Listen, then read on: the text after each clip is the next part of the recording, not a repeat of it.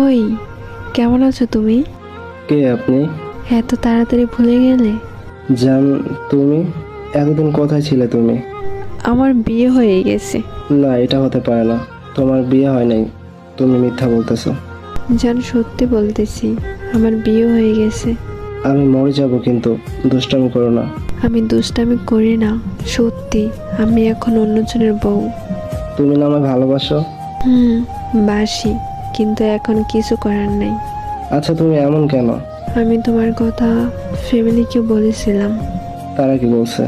তারা বলছে তুমি নাকি অনেক গরিব, তাই তোমার কাছে বিয়ে দিবে না। আমি মধ্যবিত্ত বলে আমার ভালোবাসা মানুষ হারালাম, এখন আমার কি হবে? তুমি আমার থেকে ভালো মেয়ে পাবে। তোমার থেকে ভালো নয়, আমি শুধু তোমাকেই চাই। এটা এখন কখনোই হবে না। আমি বাঁচবো না। পাগলামি করো না। তুমি থাকবে অন্য একটা ছেলের সাথে, আমি কি করে থাকবো এইসব সহ্য করে? যাকে আমি চিনি না তার সাথে আজ থাকতে হচ্ছে, তাও কিছু করার নাই, কারণ সে এখন আমার স্বামী। আমার সাথে থাকার কথা ছিল তোমার, আর এখন তোমার জায়গাতে অন্য কেউ থাকে। জানো, যখন তোমার কথা খুব বেশি মনে পড়ে, তখন আমি রুমের কোনায় গিয়ে কান্না করি। সামান্য একটা কাগজের মধ্যে আমি স্বাক্ষর করে সারা জীবনের জন্য আমার জীবনটাকে অন্যর হাতে তুলে দিয়েছি। জানো, তোমাকে আমি সারা জীবনের জন্য হারিয়ে ফেলেছি।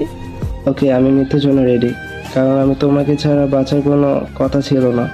এমনটা করো না প্লিজ। আমার মৃত্যুতে তোমার কান্না বারণ।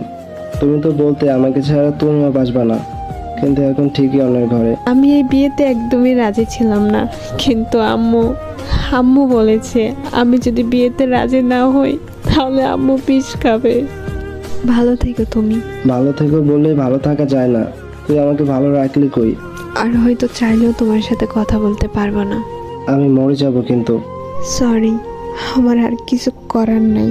ভালো থাকো। মাইরে